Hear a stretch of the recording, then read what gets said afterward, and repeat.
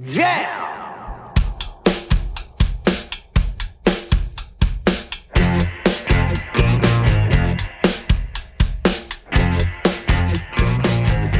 It's Josh Williams here with another bonus episode of the One Man Podcast, guys. I'm very excited because today my guest, he's performed at Just for Laughs, the Halifax Comedy Fest. He's got a 1-hour Comedy Now special on the Comedy Network, and he was the winner of the Canadian Comedy Award, for Best Male Stand-Up. So not a nominee, the winner of the Best Male Stand-Up. Pete Zedlacher is here with me today. Thank you for joining me. 5-time nominee. Are you? 1-time winner.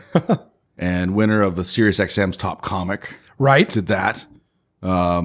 Open mic with Mike Bullard. Right. I was going to say, I had so many of the credits and I had to pick which ones I want to start with because I definitely want to get into all the things you've done. And it doesn't stop there. TSN's Off the Record. I did an episode of that. Yeah. Is that with the one with Cabby? No, that's Michael Landsberg. Yeah. How's he doing? I don't know. That's still on the air? I don't know. I've seen him occasionally and I feel like I was looking at one of those spitting image shows with the puppets. Oh boy. Yeah. Yeah. Yeah. He's got a lot of makeup on. Yeah.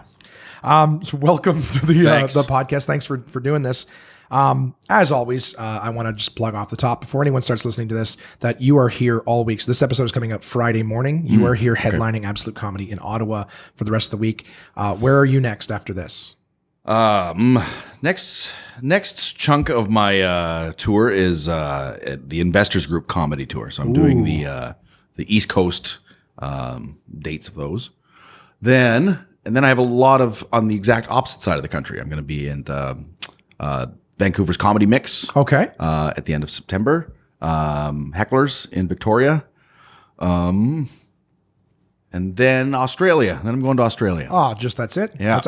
Just the Investors Group, the biggest Canadian comedy tour item. It's nice. Yeah. It's a nice little money in my pocket. That's great. Yeah. Well, then don't miss your chance, guys. It's Friday morning. That means you have 2 opportunities to see Pete, at Absolute Comedy Ottawa tonight and on Saturday, and then one more time on Sunday. So you're not doing the Toronto or the Kingston Club this No, I was supposed to, and then Investors Group called me and presented me a giant bag with a dollar sign on it. Yeah. And I went, oh, sorry, Jason, I'm going to have to juggle some things. I think that's great. I'd love to talk about that tour coming forward. But anyways, I want to really encourage you guys. Just before, I'm going to start by a little ass kissing for Mr. Zedlacher here. I have not had an opportunity to actually see Pete live, so I'm looking forward to seeing you live this weekend. You've never seen me do I've never live seen you stand-up? live, never. But like I said, I've seen a lot of your stuff on TV. Right. I've loved everything that I've seen you in. And I have heard nothing, and this is not impossible, but rare. I have heard nothing but club owners, other comics, crowd members just talk about what a monster you are on stage. Cool. So I'm looking forward to it, to say the least, and that's why I'm. Now I've got performance pressure now. I got to deliver when you. Well, they might not go. I got 12 listeners. But I mean, I always like to start. I mean, it's great to talk about where you are now, but for all my listeners who may have not heard of you or heard your stand up, right. I always like to ask, just to sort of humanize you, is where did you get started in stand up? How did it start for you? August 26th, 1996. I walked on stage at Sink or Swim Mondays at Yuck Yucks in Toronto. And I think I did pretty mediocre. Okay. But I met all the comics in the back of the room and they were like, hey, you should come by and do Spirits. You should come by and do this room. And so that's when I kind of became a comedian, was when I went to Spirits for the first time. And right. I was handed a beer ticket. So I just talk into a microphone for 5 minutes and then I get a free beer. So immediately I was like, I love this. Yeah, our brand new showbiz expectations. Right. I get a free drink if I talk shit. Usually I pay for my beer, then I talk shit when I drink it. So that was, so that was 21 years ago was my anniversary of trying stand-up for the first time. And since then I've literally toured the world. Yeah. Do you remember how it went the first time? It was okay. I remember I went long. I was, you got a 5-minute spot. And I think at the 5-minute and 30-second mark, Ron Vaudry literally walked up on stage, and I was like, "Oh, am I done? Oh, sorry." So that's how I ended my set. No light, no warning. Well, I'm sure I saw the light, but I just didn't. I just kept going. I don't know. Because that happens. I run an open mic show, and just the first timers. I don't think I'd be very surprised if anyone, unless they go, greatly underneath the time. Right. They almost always go long because they go up there with 6, and they're getting laughs that they didn't time for, and it's a great feeling, right? It's that first drug. right? And also, you don't think it's that important if you go over by a minute. Right. No, it really is. Absolutely. If 10 comics go over by a minute, yeah. Yeah, and then where does that kind of comes off the end of the show, right? So that comes away from the guy who should be talking more than anyone else. That's right. Well, that's great. I read that you had a sort of a career in show business prior to stand-up, like you were stage performing. Yeah, so I went to, originally from Wawa, Ontario, moved to New York City and studied theater at the American Musical and Dramatic Academy. So I was in New York for 4 years, moved to Toronto, took some classes, and then one of the guys in my classes was trying stand-up at Yuck Yucks. So I went down to Yucks and watched it, and I was like, oh, I have to try this. This looks fun. So that's when I signed up for amateur night, and then that immediately took over. Right. From for being an actor where you rehearse a play and you memorize the lines and and rehearse and stage it, and then you finally put it up on its feet, and then an audience sees it. Like, it's a long process. Right. Or if you do like a film or a short film, like you could shoot it and then it's like 2 years later you might get some feedback. Immediately with stand-up, it was, I'm writing this, I'm saying it out loud, I'm presenting it, and the audience is immediately telling me if it's good or not. Yeah. I was like, wow, this is brilliant. Like, this is the most immediate art form I've ever been a part of. So that was immediately what drew me to it. And then just this obsession with stand-up kicked in. Right. We try to warn people, again, running an open mic show, I try to warn people who say like, oh, I'm just trying to get it off my bucket list or whatever. And I say, you have to be careful because it's not as simple as just one time. Once you do it once, it gets its claws into you. Yeah. And you're sort of, it becomes an addiction. Yeah. I've seen a lot of those people though that just want to try it for the, get up there and do it. And that's fine. Oh yeah, absolutely. That's absolutely. But I always try to discourage people from like, I'm just kind of goofing off. I'm like, this isn't for you then. Like this stage time is precious. Like these are a ton of comics out here that want to. I agree. Stages, yeah. I agree. I've seen that in my coming up in comedy. Sometimes you'll see people who for years and years and years have never got off of, the Wednesday nights or the amateur nights. There's guys that I started with 21 years ago that are still kind of floating around the amateur circuit. Like, what the fuck? And they're still doing the same stuff and whatnot. Right. And they come off stage. This is the thing that sort of irked me is I would never in a million years tell someone to stop. I wouldn't want, if I have a lull or a dead period, whatever, dry period, I wouldn't want someone to come up to me and go, hey, just stop. Right. So I'm always open to someone's out there. But one of the things is they'll come off stage and go, I'm just fucking around. Like they don't care. I know that's a little defensive to dismiss it so they don't kind of have to feel it. But the truth of the matter is, even if you were doing something as a hobby, you'd still want to get better at it. Sure. Do you know what I mean? Like, what's to stop you from trying to actually make something out of it? So, like you said, the people who are like, I'm just fucking around. It's like, well, then get out of the way. Yeah, people maybe. Yeah, get out of the way. This. Right. At the same, then go do it. On a street corner with a boom box. Right. You can perform there. Yeah. And if you're just looking for some attention, then there's other ways to get it. Yeah, absolutely. Go become a stripper. You know what I'm saying? There's a lot of those girls that I've seen do stand up. They're on the circuit for a couple of months, kind of thing, and just on stage. And you're like, just go be a stripper. Like this. That's hilarious. I'm totally kidding. No, I love it. I have seen a few of those girls that are doing stand up just for the and attention. Guys too, obviously. That absolutely. Are just there to get attention, kind of thing. Like, that's why absolutely we have the mirrors in the back wall for those people who just want to look at themselves. That rattled me last night when I was on stage. I was like, holy fuck, I'm staring at myself. And immediately I'm like, I'm a fat fuck. Jesus Christ, I got to lose some goddamn weight. I tell people I'm like that with my house. I don't put mirrors or scales in the house. All right. I like Ouija boards.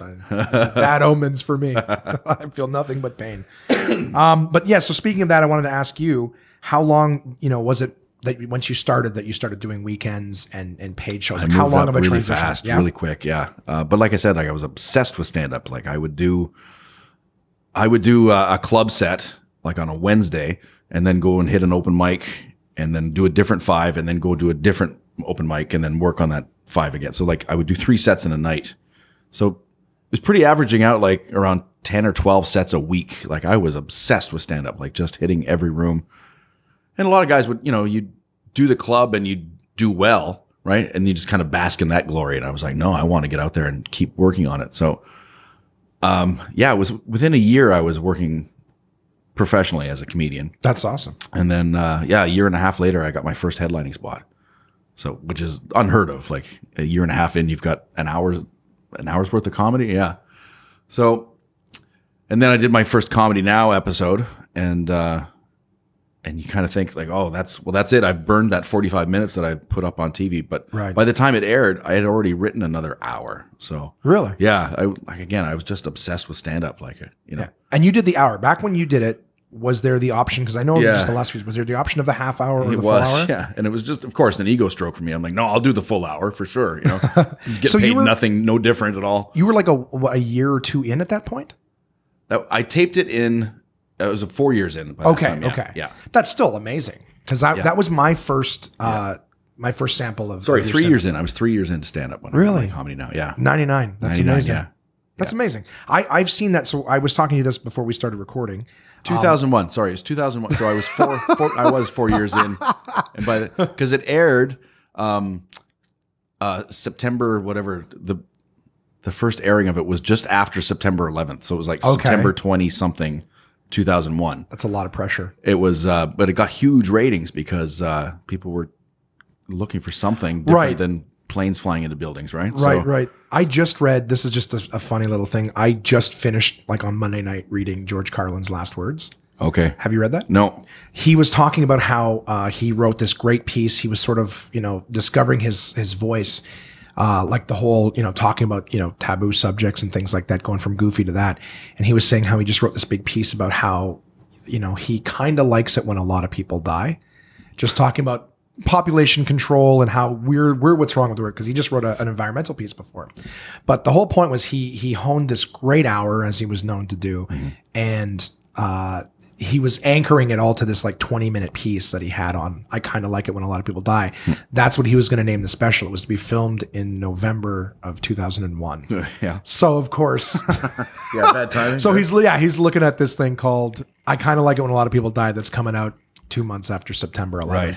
So it changed everything that he was doing with the last half of his special and renamed. I just thought it was interesting, like you said, about did he actually do that chunk of stand-up? He did it, I think 3 or 4 years, maybe even 4 or 5 years later. Yeah, and then it was something that went with the first half of the special that he was doing, so it all kind of pulled together. So he still did the piece on environmental. So remarkable, man! Like that, just to be able to be that, articulate with your stand-up, like just I've got a 20-minute chunk that I'm going to shelve.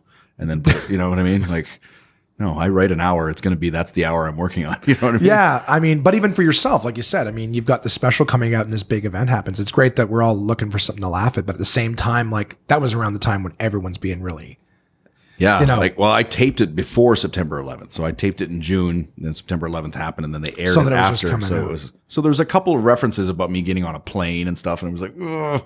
Remember how like everyone was like, tiptoeing through everything. Right, they're scrutinizing everything that's coming out. You don't want to offend anybody with, airplane references or New York City, like anything would just be trigger everything's words, right? Exactly. So that's probably a good thing that it was filmed before that than just afterwards. Because even if it had nothing to do with it, it's just one of those like everyone was getting it for a period of time, right? So just reminded me when you're saying it just happened right after September 11th. I'm like, you know what? That was a little Carlin quip there that I read about that. Interesting. But you did the hour. That was the first thing that I saw. Funny when I watched it too, because they add laugh track to some of those specials, right? So they added laugh track to the first chunk of my hour. So it goes, like the opening credits and then the first, whatever, I guess it's 12 minutes before the commercial break. So they added in laugh track. I'm like, it's so fucking weird. Why are they? And adding it in the wrong places. Right. So they're adding laugh track into setups of jokes, hey guys, maybe do you have a favorite athlete? Ha ha ha ha ha. It's like why are you doing that? So then they come back from commercial and now no laugh track at all. So it made no sense. So wow. Yeah. I remember I watched, like I said, that was my first taste of your stuff, and I really enjoyed it. I thought it was really, really good. And I mean, I'm not gonna lie, there's a handful, I could count on one hand how many comedy nows that I actually enjoyed. Yeah. And that's nothing against the other comics. So if anyone's listening and you're like, yeah, I don't really like comedy now, one of the reasons is they kind of fuck with people's stuff. You know what I mean? It's not on anymore. It's been canceled. So I don't have to worry about not getting a spot for criticizing it on my podcast. But the truth of the matter is, you'd have guys who would do like half an hour or 40 minutes. They edit it down to 22. I noticed jokes from guys whose sets I know that they cut out tags or they cut out, parts of punchlines and things like that are important to the joke. So to me, it was remarkable when I'd see someone's comment and I go, holy shit, that was really good. And for what it's worth, yours was one of the ones that I really enjoyed. Yeah. Were you happy with it when you saw it? I was, yeah. It really opened up, people are very critical of that TV show, but it opened up, it set me up as, one of the upper echelon of Canadian comics. And it also gave me a chunk of television tape that I could give to bookers that they would look at it and go like, oh my God, yeah, let's book this guy. Right. So yeah, no complaints. But I got you got paid $3,500 flat, like a buyout, to do that. Right. That's crazy to say out loud. $3,500 to write and star in an hour of television. Right. And I had a commercial that was running at the same time. And when it aired, my commercial ran during the first commercial break of my Comedy Now for Delissio Pizza. I was like, hey, great pizza, man. Where's it from? That was my line in the commercial. I made more from that commercial than I did from the actual TV taping. Yeah. Isn't that crazy? And there's no royalties or anything like that. No, nothing. In perpetuity. Just Well, that's not true. I think after 4 years, they sent me a check for $25 as a buyout for another cycle of $25. something like that. Yeah, it was like That's unbelievable. Yeah, it was really, They get to play another 300 times. Yeah. I mean, they wouldn't. I lost count at 17 times they've aired it Wow. on national television, and then now they've sold it to MTV and Oh, really? yeah. I didn't know that they did that. Yeah, That's kind of cool. Yeah. I mean, whatever. it's like exposure. It's like right back at the beginning. Hey, Yeah, we'll right. film it. We'll put it there. It's great exposure. It was good exposure because I don't do that material anymore, right? Right. So I remember John Doerr did his taping, and then it aired very close to his taping, so he was still doing some of that material. And somebody in the audience called him out because they had seen it, right? He was like, that's when he was like, I gotta stop doing this material because that was a good lesson for me too. Like, yeah, you can't, once it airs on TV, you just gotta shelve that, like, Right. So let me ask you then, because you've had the experience. I haven't really talked with someone who's just done the tapings, right? Yeah. Once you put it out there, do you already have new stuff that's ready to go? Or are you sort of like, when you're creating, let's say you're creating the next hour, are you doing like 20 and 20, or 20 and 20 on an hour? I'm thinking the 40-minute spots here in the Right. club.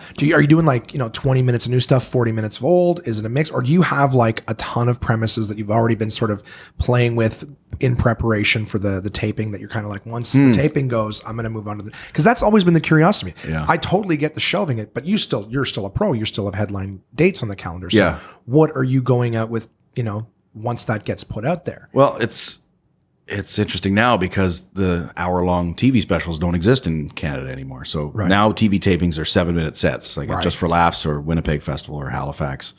So if I'm gearing up for a TV taping, I'm working on that 7 minutes like that. This is where it's going to start and this is where it's going to end. Right.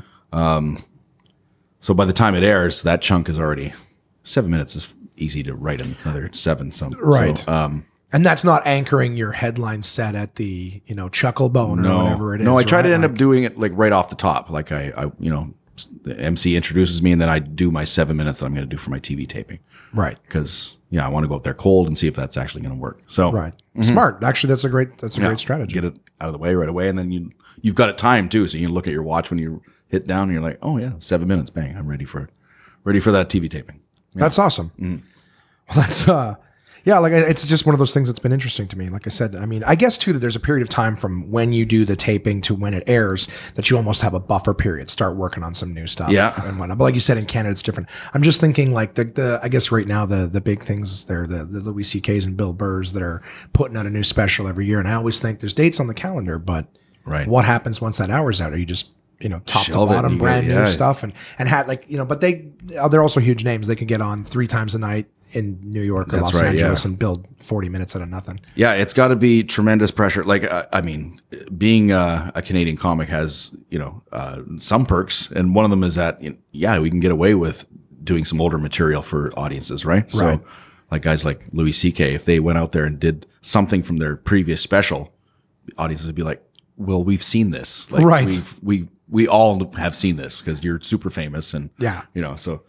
Yeah, it's got to be tremendous pressure for those guys because once they've taped that, they just got to wash your hands and you're done with that kind of thing, You've contributed. It's like writing the same, I know another book as an author, and the first chapter is the same as the last book. Yeah, it's a good analogy. But yeah, and it's got to be frustrating too because you finish up that TV taping and then a month later you're like, oh, what if I tagged it with this? Yeah. It's done, man. Like you're done. Yeah. Like you've close that chapter. It's done. It's published. It's done.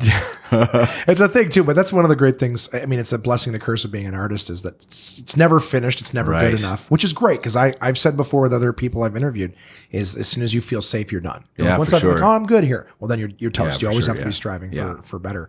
I feel like now I'm like the stuff that I'm writing now, I feel like I'm the best comic I've been in my life. Like I feel like I'm taking risks and talking about things that make me uncomfortable and make the audience uncomfortable. And there's a pressure and a release. And there's things that I'm doing in stand up now that are like, I walk off stage going like, holy shit, good for you, man. Like that's, you know, but you've got to keep challenging yourself. Like if I was up there still doing my, you know, stuff for my Comedy Now episode, it would be just put a fork in me, man. You're done. Like you gotta keep challenging yourself, right? Right. Because after a while, I mean, we've all seen those guys who are, you know, doing the same material from their Comedy Now. Isn't that crazy? 15 years ago. Yeah. There was a comic that was at one of the open mics in Calgary, and I brought my girlfriend Melody down, and I was like, oh my God, this guy, I haven't seen this guy in like 10 years. It's gonna be great to see him, kind of thing. And then he walked on stage and he started doing his act, and I kind of looked at her and I started like lip syncing to his. Oh yeah. She was like, he's done this before. I'm like, this is the only thing he does. And I was excited to see him because I'm like, he's gonna have some new material. But no, he's been doing the same act for 30 something years. Oh, just it hurts. It hurts your heart because you haven't evolved that, and you're not doing anything else either. Right. You know what I mean? Like if you're still going to stick with this for your own sanity, write some jokes, man.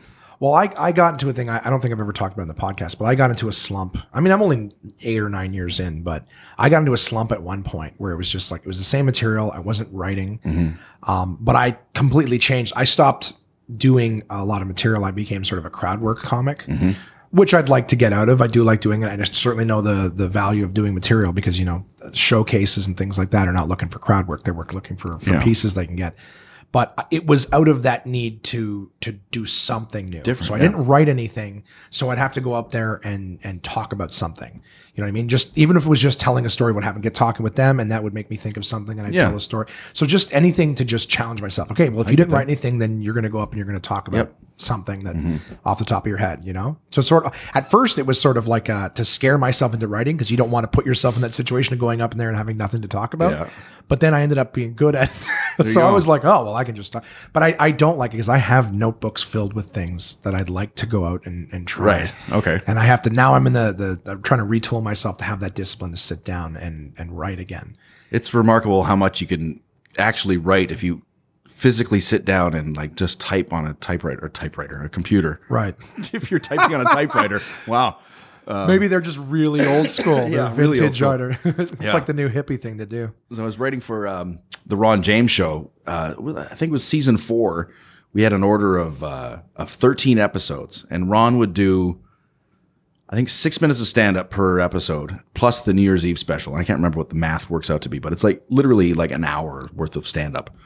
It was like sitting in a room for 3 months, just pounding it out. And he wrote an hour of stand-up. Like it physically can be done. Like if you just sit down and do it. But I tend to be a writer where I'm 10 minutes before going on stage, going through my phone, going like, shit, what are some of these premises that I haven't worked on yet? And like, oh yeah, demons, I haven't done that one yet. So, and I'll just kind of riff it out on stage, kind of thing. But still 21 years in, I wish I had more discipline to go, okay, today between 11 a.m. and 1 p.m., I'm going to sit down with my laptop and just pound it out. Yeah.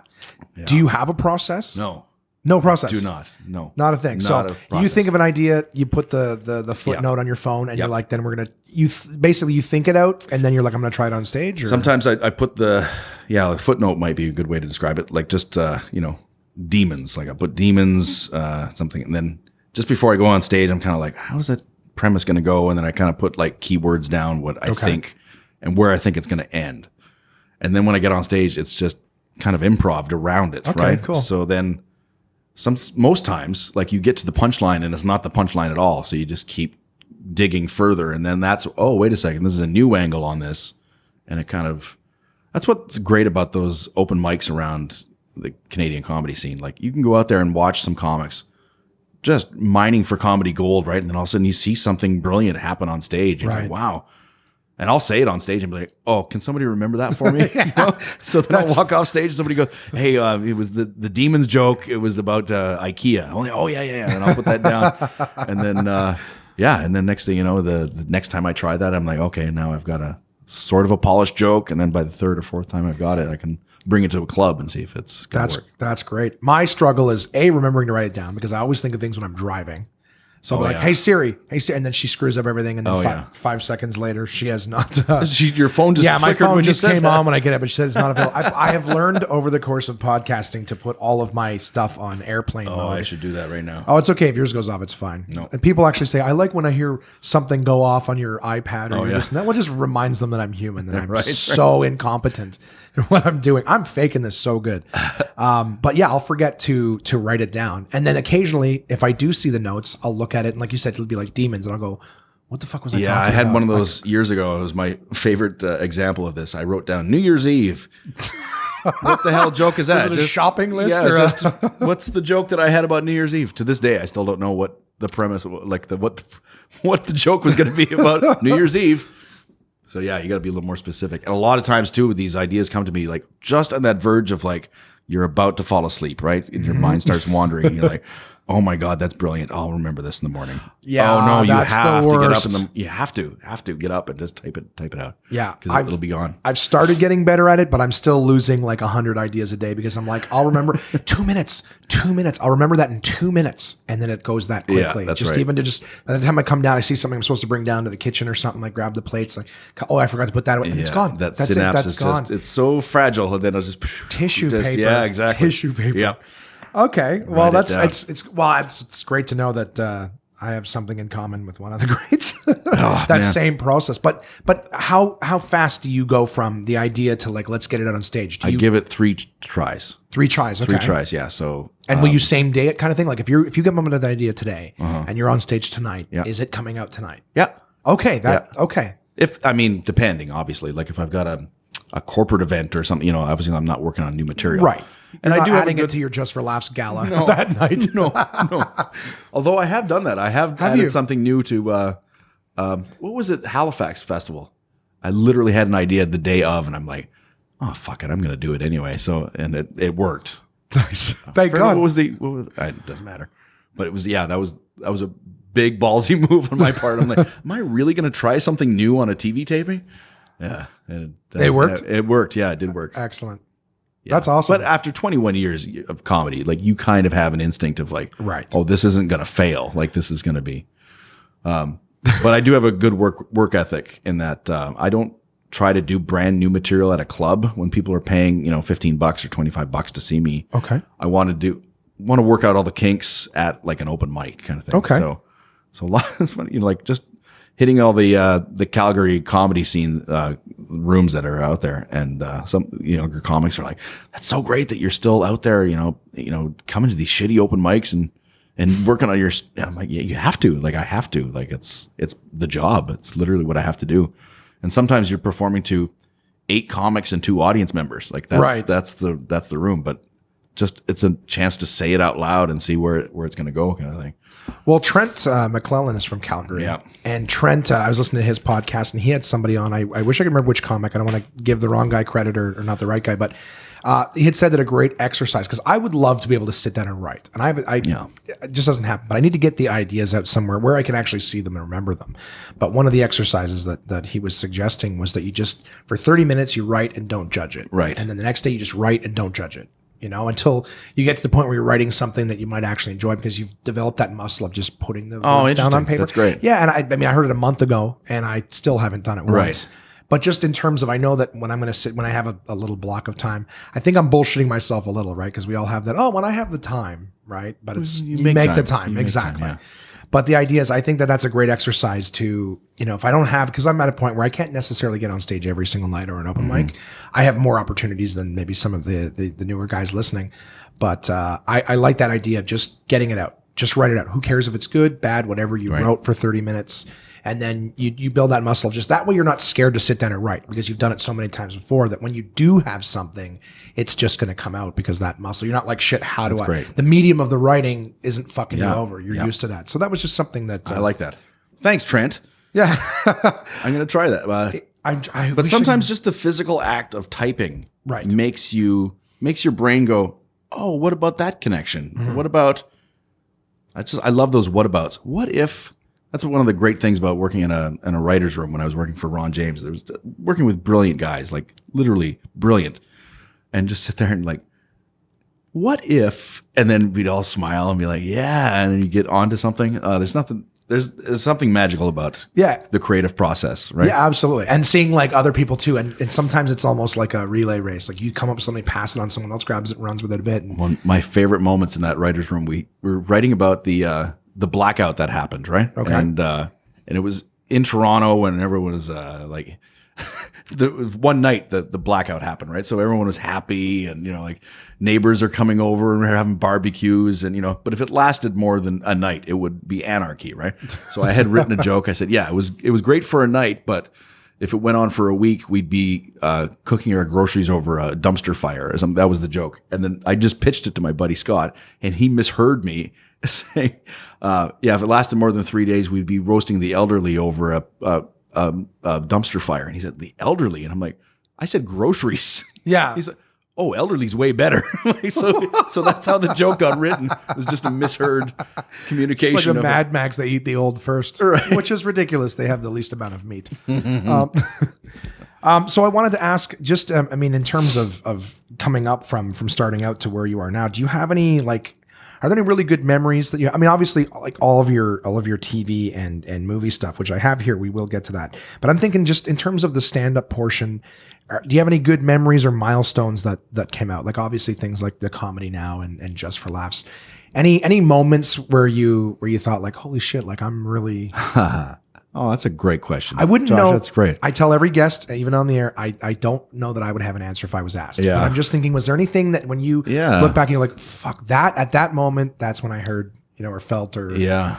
No, one that popped right into my head immediately was we used to do, Spirits Bar and Grill is still an open mic, and not even an open mic. It's a booked comedy show now in Toronto. And I started out there with Joanna Downey, and that's... So August 26, 1996, I met, Rodney Pentland, and Rodney Pentland told me to come by Spirits, and I met Joanna Downey and changed my life. But at that point in comedy in 1996, there was, a handful of comics in Toronto, right? Now there's 100 million comics in this country. But sometimes you'd swing by Spirits on a Wednesday and there would be 7 comics going on. And then Joanna would say, can you do a set tonight? I'd be like, yeah. Oh, thank God we got a cancellation. Oh, okay. It's ridiculous now because it's a 3-month process to get booked on that show. Right. I've still never done it. Is that right? Yeah. I was going to say, at the end of your story, do you mind just maybe let listeners know what a staple Spirits is for comedy? Oh, well, Spirits is, it's the reason I'm a stand-up comedian. It's every Wednesday at Spirits in Toronto. It turned into this amazing room because of Joanna Downey. Joanna Downey was the booker and the host of the show. And people would come week after week after week after week because of her, because, and exactly like you said, like she would just go up there and talk. Like she wouldn't have an act. Like she would just tell people about her week and then ask people about their week and then just create magic on stage. Yeah. It was such a beautiful fostering of comedy room. Like it was just, we'd all watch each other's sets and we'd walk off stage and go like, what if you open with that joke? And then what if you tag it to this? And what about this angle? And like, oh yeah, we'd all help each other. And that's how I started in stand-up. So I when you ask like, what are those moments? I developed this comedy character named Petey Dirtbag. And Petey Dirtbag was a hack comic. So he would go on at the end of the show, and it always had to be at Spirits because there'd be like 15 comics on. So I would just sit in the back of the room and write down one joke from everybody. And then the premise was, with this guy has been bugging me all night to go on. He wants to do a set. Please welcome Petey Dirtbag. And then I'd come up on stage, and then I had my heavy metal vest and long hair wig and hat. And my character would say like, yeah, I've been watching you guys try stand up. I got some notes for you. And then I would just do their joke, but then make it like a filthy punchline.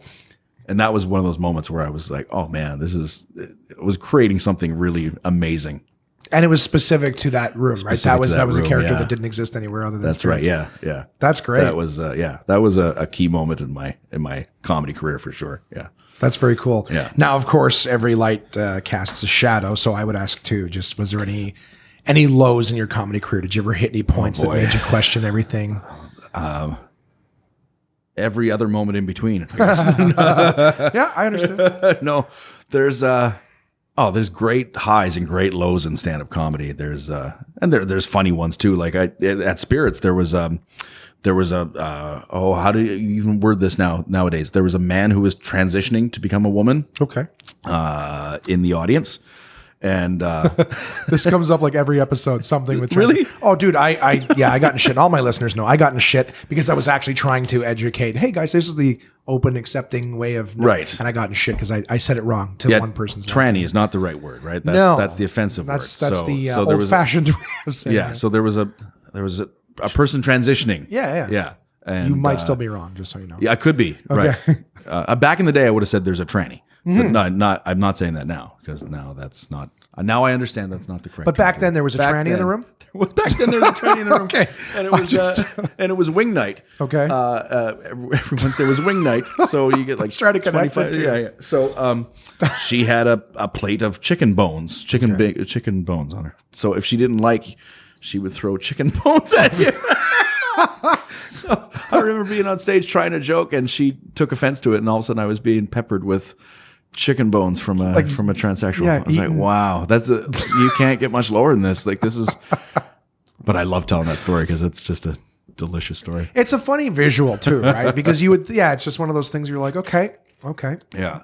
And another time I did stand up in Fairview, Alberta, and it was just it was a room that they had booked on I think it was a Wednesday as well. But Alberta liquor laws, if they had a cabaret liquor license, they could stay open an extra hour all week. So they went, hey, what's the cheapest entertainment that we can get? And they went, oh, stand-up comedy.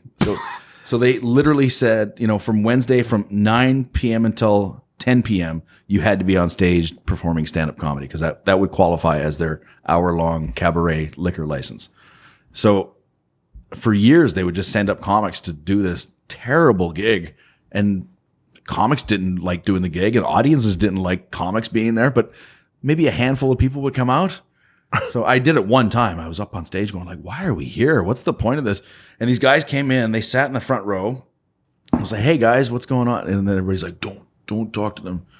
And then he pulls out a backpack, and then he's pulling out baggies full of drugs.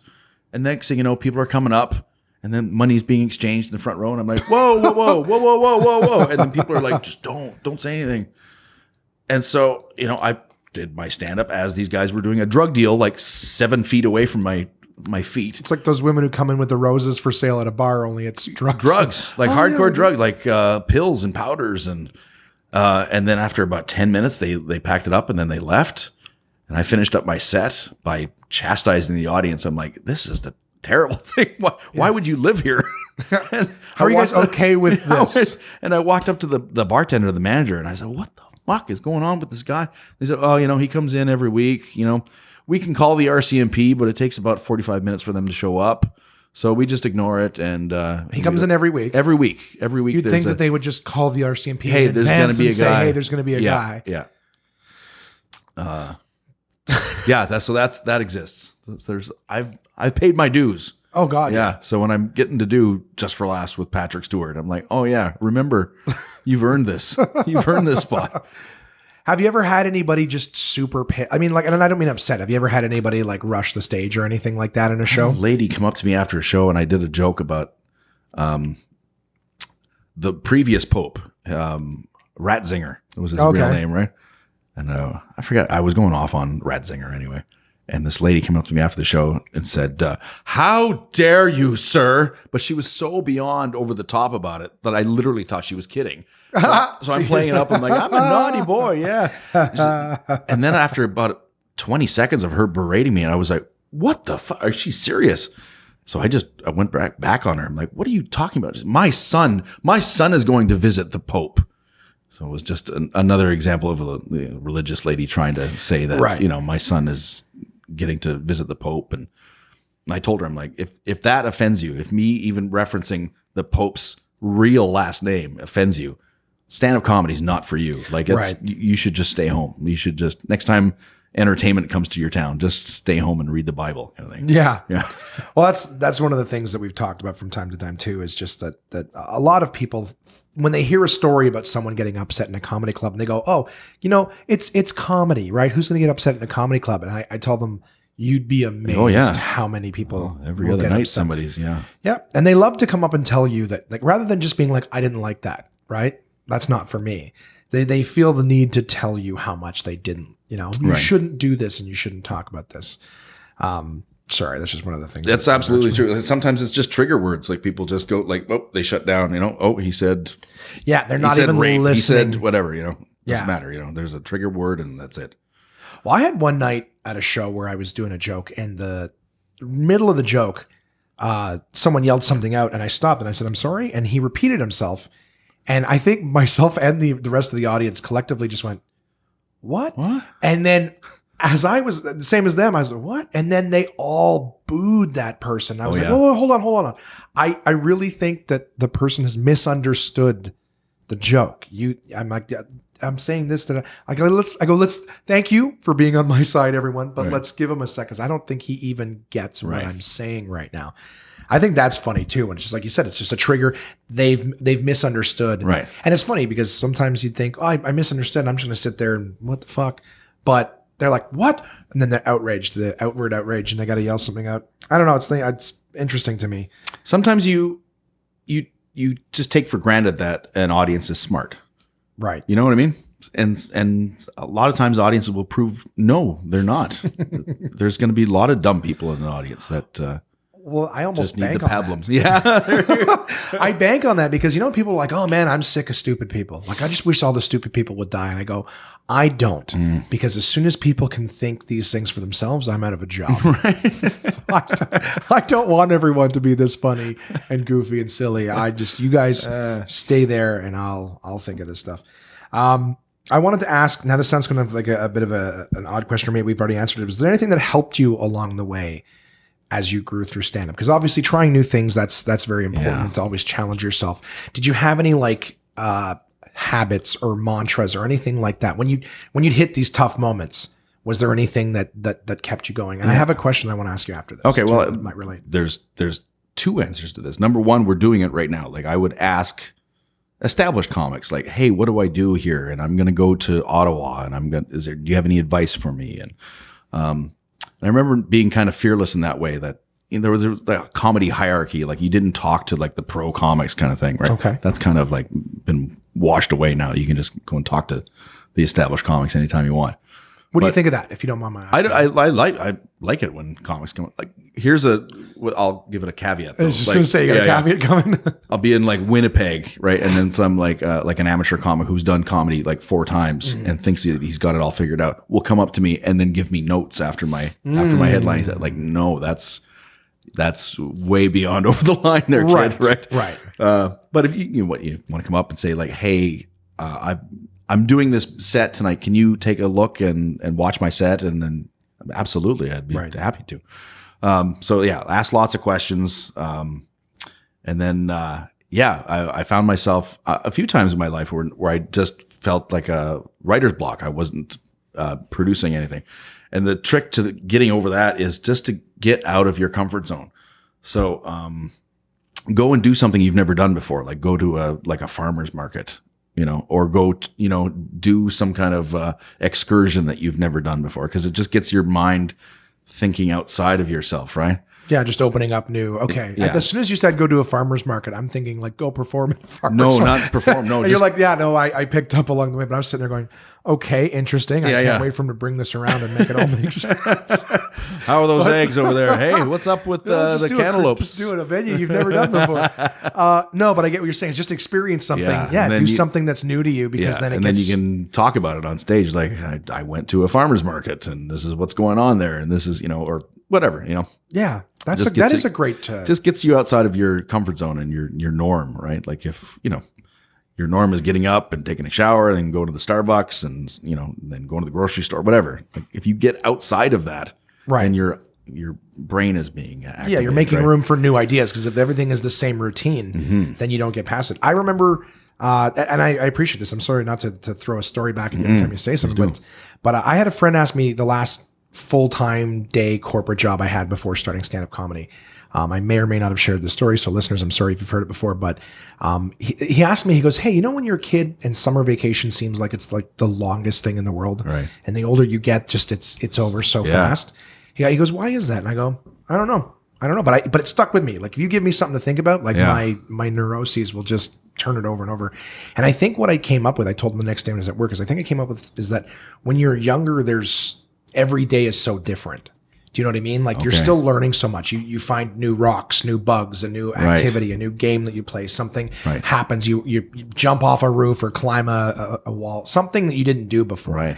And I feel like at the end of the day, there's so much different stuff to reflect on that each individual day stands out more. Oh. So it seems like a lot longer because there's so much more that goes on and individualizes each day. Whereas when you get old, 9 to 5, same punch in, punch out, same routine at work, morning, night, whatever it is. You know, you remember vacations because that's different. Yeah. But in terms of just the day, like, I was 3 years into that point, and that was actually one of the little catalysts in my brain that was like, okay, I got to do something different. I've been here 3 years and I can't fucking individualize the days at all. Right. So it's interesting that you said is once you get into a routine, if you want to start thinking new, you got to go start doing new. Right. To make something different, to make things start standing out differently again. That's it, exactly. Oh, that's really sharp of you. I could be completely wrong. But that's the thing too. It's part of having being neurotic is just someone asks you something, you don't have the answer. I'm like, I gotta fucking figure it out. Think of this. It's a good fucking question. That's absolutely true. Why the hell I gotta solve this problem? Yeah. I wanted to ask too. Now, this is something I don't know if it's too personal, and I apologize because I don't know what it's about. But I remember a few years back, you had posted something on Facebook, because like I said, I still hadn't seen you perform, but I'd seen all your stuff. And I remember seeing a post that looked like you were sort of leaving comedy, or at least something. Really? Well, that's what it looked like. And again, I don't know how personal it is, but I remember seeing that you had to move out of Toronto for a while. No, that was, never giving up stand-up. It's funny because the reason I had left Toronto is I was going through a divorce. Okay. But related to this story, my divorce lawyer was, going over all my financials, and he's looking at it and he was like, so we're talking about money you make in stand-up comedy, right? So, and we were talking about, like, Jerry Seinfeld had just done a show in Toronto where it was a fundraiser for the hospital, and he made like $1 million for his set. So we were, $1 million for his set. So that's what we all make. Of course. Right. So we were crunching the numbers, and it was like 45-minute set. So it was X number of dollars per minute, and we were laughing about it. So the divorce lawyer asked me, he said, like, so do you set goals for yourself? Like, if you don't earn X number of dollars next year, are you going to find something else to do, kind of thing?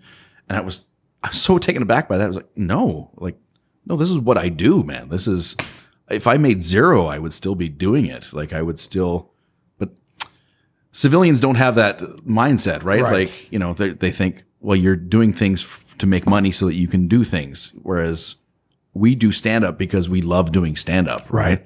So I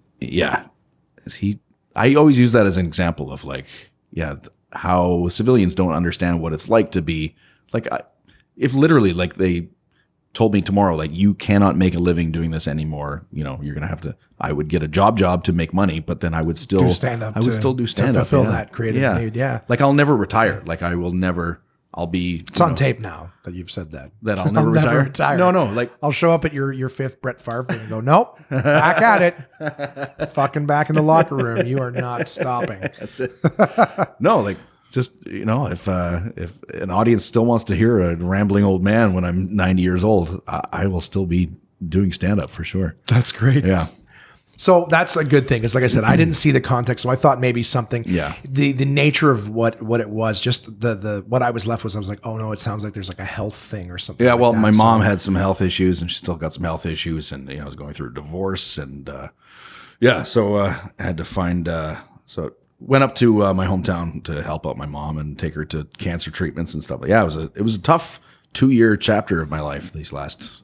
But I've come through on the other side. Oh, absolutely. Without question. Yeah, way better. Good, man. I'm glad to hear. Yeah. Sorry, like I said, it was one of those things I thought, I was like, oh, I wonder. That's what I told you. I'm like, it's an open book, whatever you want to talk about. Yeah, and I appreciate you sharing it with us. So I mean, we've talked about your rise to stardom. I also Stardom. Yeah, man. That's there's the line of the podcast right there. You're in Canada, so it means that you can be Canadian famous. Well, I mean, I think I recognize that guy. That's Canadian famous. Exactly. Yeah.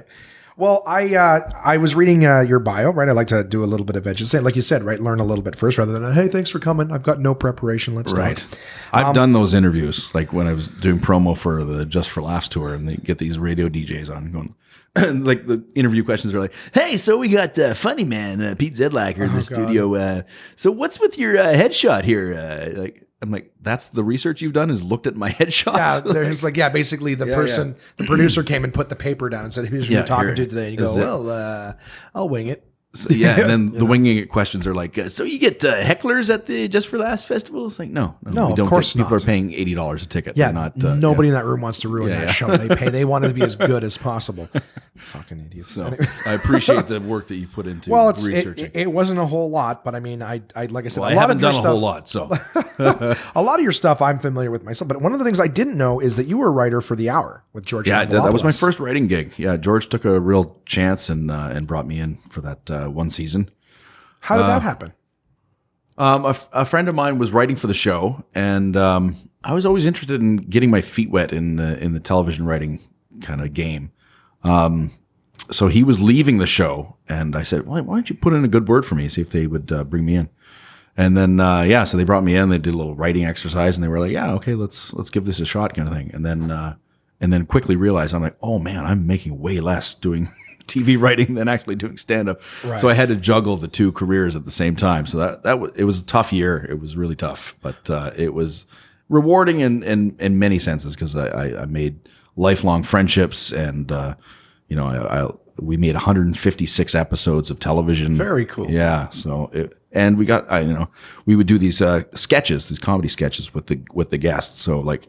The list of people that I've done comedy with now, like Morgan Freeman and wow, and Kevin Smith, and I mean the list goes on. That's and very on cool. And on. Yeah, so it was that was the rewarding part. It was just doing these weird sketches with, and they trusted the CBC trusted us by the end of the season. Not even by the end of halfway through the season, they gave us carte blanche, like whatever you guys want to do. Like we didn't even have to pitch the sketches anymore. They were just really, like, well, that's cool. That they had a lot of faith in you guys. Yeah, we had 2.5 minutes of television time every day to do whatever the fuck we wanted. Wow, that's kind of unheard of in this country. That's also like just in talking about what you're saying before about how your process is to come up with an idea and then talk it out. Right.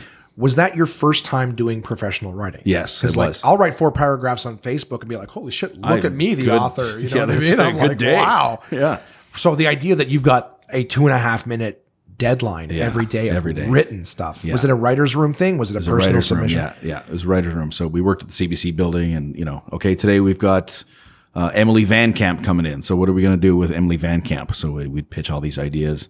And then we'd find out, Emily Van Camp doesn't want to do any acting sketches with us. Is she Canadian? No, I don't know where she's from. Okay, I was going to say, I've never heard of her. I figured it was probably I bring up Canadian Emily Van famous. Camp because it was the most ridiculous premise. Because we pitched a sketch for her, and her management was like, no, she doesn't want to do the sketch. So we had to come up with a new sketch. This happened a lot. We had to come up with a new sketch with 10 minutes before, we have to shoot this. So we're like, one of the premises that I had pitched was I wanted to pitch Emily Van Camp's Van Camp. So it's a summer camp where kids get to come to Van Camp and they paint murals on the side of a van. And then as we improv'd out the sketch, it was me and my buddy Scott, we discovered that I had won the summer camp in a poker game, and it was a camp for at-risk youths, and I was terrified of the kids, and it turned into a real funny piece of sketch comedy that we literally improv'd out on camera. And then so it did happen. She was okay with that one? She wasn't in it. Oh, we just did. We just did it with the name. Like I'm going to go and because all the sketches were I was Pete the writer on the show. So the sketch was I'm going to go pitch Emily Van Camp this idea. And my buddy Scott's like, you can't do this. So it was kind of remarkable how much comedy we just churned out. Yeah. Well, it's funny too when you're silly ideas, because I'm sure that I know that when I'm thinking of stuff, I get all these stupid little ideas, and I discard them immediately, go, that's ridiculous. No one's going to like that. But then sitting around talking about stuff afterwards, like the feedback I've got just from this podcast alone, it's still relatively new. I think it's only about 4 months old, is that like sometimes people will message me and that thing that you said about that, I go, really? That was funny? Oh, wow. I go, that was just, I thought it was just talking. Right. But, you know, and sometimes you feel like you're goofing around, you're being funny, but there's times where you're just like, so it's definitely, I'm sure that you've gotten a lot of confidence from that too. When you're pitching an idea and you go, holy shit, some of the simpler stuff is really getting laughs. It must help with just the whole reinforcing that machine of being able to come up with premises. Yeah. It was a learning process of just letting that guard down, you know, because there's no bad ideas. Just keep pitching. You're going to pitch 17 ideas and one of them might be okay. Right. Know? And then the next day you're going to pitch 25 of them and 0 are going to be okay. You know, you just got to keep, you know. Do you have to fight? Like, this is something I read in Carlin's book. He was talking about how he hated he didn't hate, but he wasn't a huge fan of the writer's rooms in the sense that he felt like if you really felt strongly about something, you'd have to maybe fight for an idea. Yeah. And he goes, but every time you fought for one and you won, you kind of had to let some others go. Like it was a pick your battles kind of thing. Did you feel that ever in a writer's room? It's so tiny, the Canadian comedy writing scenes, right? So it's like when I wrote for George, there was 5 of us that were writers on the TV show, on the talk show, whereas Letterman and Leno ran at the same time. Letterman had 50 writers and Leno had 60. Shit. You know what I mean? So really, that many? Oh yeah. So that's what they came up with every night. Yeah. That's, you know, at one point it's almost like I would think, what do I know, but too many cooks in the kitchen kind of thing at that point. Well, those are all writers, but they all submit. Like obviously, not everyone's getting their stuff on, right? So you know, I know guys that write for, you know, talk shows now, and if they get one thing on a week, they're jazzed. They're batting 1,000. Whereas the 5 of us just churning out a talk show every day was remarkable that we even got anything on the air that was funny, because it was, you know, like the Daily Show had 5 story editors alone, whereas we had 5 writers. You know, right, like, for everything, top to bottom. They had researchers. They had more researchers than we had writers. So, it was a learning process for sure, and it was valuable. I would think almost the way you were saying that some of the people, the guests on, would not want to do something. You'd think almost, did you get to a point where you're like, okay, before we even start developing this idea, let's pitch it to them and see if they're even on board? Well, we'd have to have it ready. We'd have to really? to bring it to them kind of thing. And because that would suck if you got like, you spend 3 hours working on something and then they're like, nope. You're like, okay, well, that's scrapped. Literally every day. That would be, you know, every other day. And it was the bigger stars were always like, absolutely, do anything you want. And it was always the Canadian celebrities that were like, no, I don't do that. Matthew Good. I really hope that gets pumped up with my audio software. It's interesting. I've found that just in the people that I've met, I find that the guys who are doing incredibly well tend to be the most reasonable, cooperative. You know, they're fearless because, you know, like, they've established themselves. Whereas these Canadian celebrities were just like, no, I don't want to look bad on this TV show. It's like, you're going to be famous for another afternoon, and then you're going to be, you know. Yeah.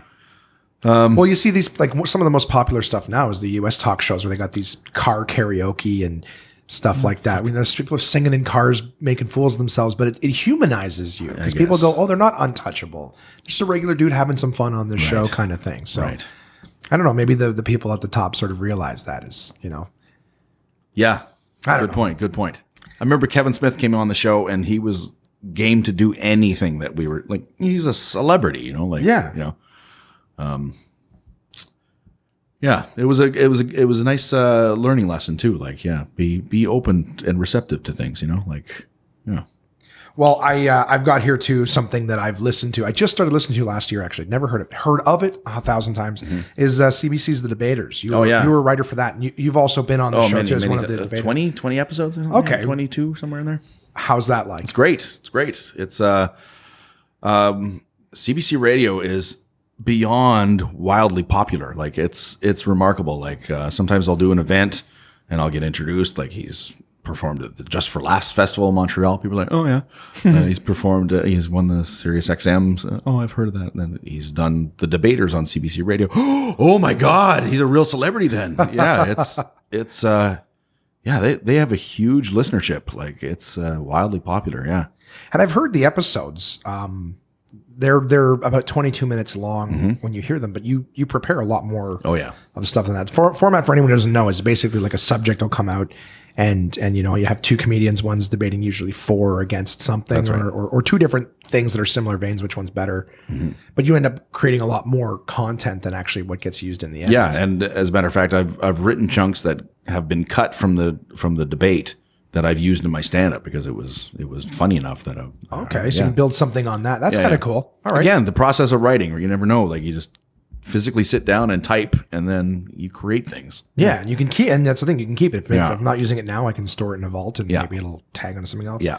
No, it's a great show. If your listeners have not tuned in, check out the debaters on CBC. You can check them out on iTunes too. Yeah, they're definitely available. As soon as you've caught yourself up with One Man Podcast, that's feel right. free to check for sure. Yeah, I'm just kidding.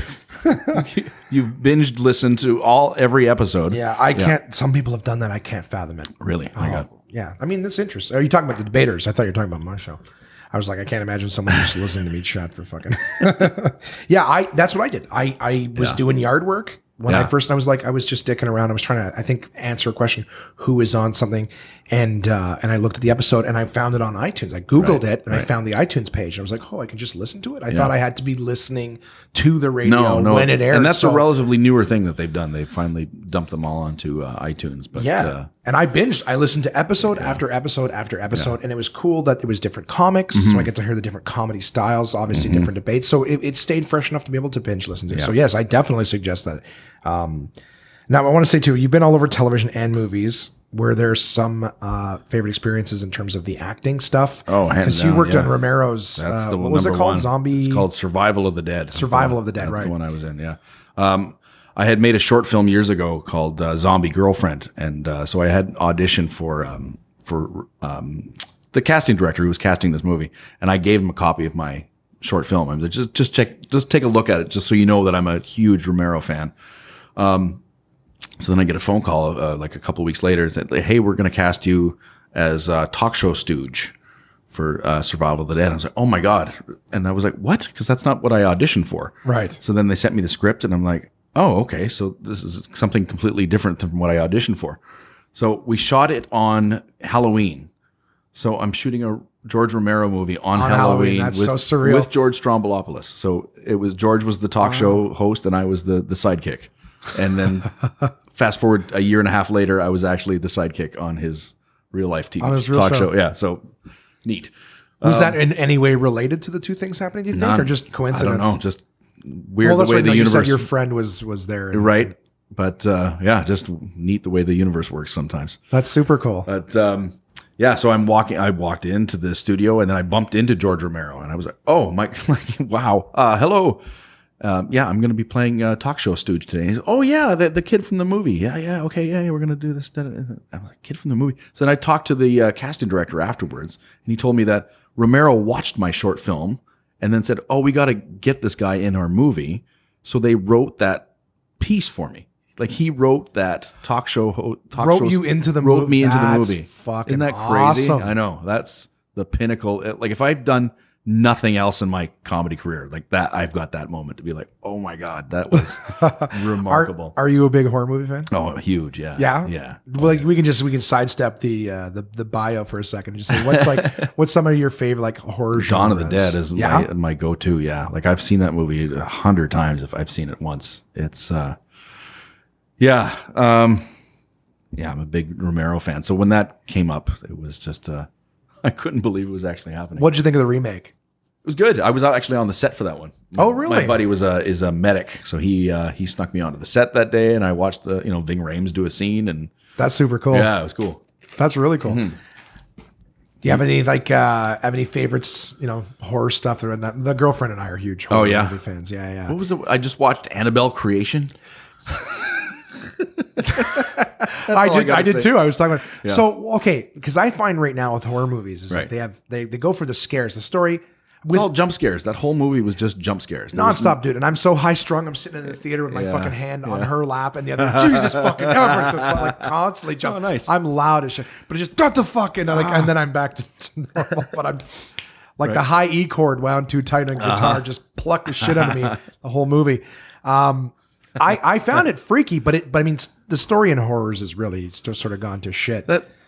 I think it was $16 and change to see that movie times 2. So it was like $32 to see Annabelle Creation for me and my girlfriend. And yeah, fucking 32. I can think of way better ways to spend $32. Right. Yeah. Come to Absolute Comedy on Friday or Saturday night, and it's I think less expensive than seeing Annabelle Creation. Or the same price. Or the same price. You get as many laughs as you do jump scares. Oh, for sure. Maybe more. Way more. Way more. I think my standard for movies is like, I've said this before, but if it scares me, if it's a horror and it scares me, then it did its job. Yeah. I will let go the story in terms of if it scares. If I'm sitting there like super invested and my fucking hairs are standing on end, like I'm like, okay, then it did its job. I'll look back at the story and go, I'm not going to watch it over and over. I'm not going to recommend it to other people, but it did its job for me. Same with a comedy. You could have a stupid story, but if I'm laughing the whole movie, I guess I'm too literal of a mind sometimes. Like a plot device doesn't work, or like the continuity screws up in the movie or whatever. It just takes me out of the movie, and I'm like, well, fuck this is garbage then. Right, and I get that. I'm not scared anymore. I'm not entertained anymore. I'm just thinking about how the fuck did they make this mistake in this movie? Well, and it's funny too because I've listened to Chris Hardwick from Nerdist. He actually interviewed an epidemiologist. What's that? That's so I had to root word it to figure out what the fuck was epidemia or whatever is from like epidemic. Okay. So these are people who go and they like cure diseases and they administer drugs. So there's an outbreak of something somewhere. They're the ones who go out and try to contain the epidemic and cure it and treat it and all that stuff. All right. So their knowledge of biology and everything like that is crazy. And so Hardwick is talking to him about like Dawn of the Dead and Walking Dead and stuff like that, and says like, so, what do you think of that stuff? And the guy's like, well, it doesn't really, I can't really think of it because I know it's physically impossible for that to ever happen. Like, just the way the body works. And he goes, so does that stop you from being able to enjoy it? He goes, well, I try to suspend, but I'm like, I just know it's impossible. So when something happens and they're like, you got to take the head. He's like, none of that happens, So he can't, like, it's the same idea as he can't get past the science of it to just go, that just would never happen. So yeah, it's cute. I disagree with that guy. I think like it's totally possible. I think zombies are a real thing. But I was just thinking, the Annabelle. I'm like, I remember the plot points of Dawn of the Dead being very, I'm just teasing. That scene in the hallway though in Annabelle where you just hear the footsteps in the dark and then it starts running towards the bedroom. That's good. There's uncomfortable notes. Absolutely. Absolutely. I still like being scared. Like I'll watch garbage on Netflix. Everything. I feel like you have to watch like 10 or 12 bad horrors for every good one that you get. Well, especially on Netflix, it's all 1-star movies. That's on Netflix. They got rid of their star system. Yeah, I know. I think for that reason that there was so many like 1-star things. Because I looked up those 1-star horror movies and be like, oh, this one looks really bad. I'm gonna. There was one called Wolf Cop that I was. Oh yeah, that's a Canadian movie. Oh, is it? Yeah. I remember. I haven't seen it yet, though. I highlighted the icon for it. Yeah. And then the picture that showed up on the top banner was this werewolf cop? laying on his side doing a boudoir shoot. Oh, so it's like a comedy horror movie. It's not supposed to be. No? That's the thing. I'm like, why the fuck is that the promo shot? That just looks. Why is he doing a photo shoot? Just like, I don't know. It's ridiculous. Wolf Cop sounds like it's comedy. It does. It does. A lot of horror movies, you would think. Ones that seem serious. That's what happened to Gremlins. The first Gremlins was supposed to be a horror.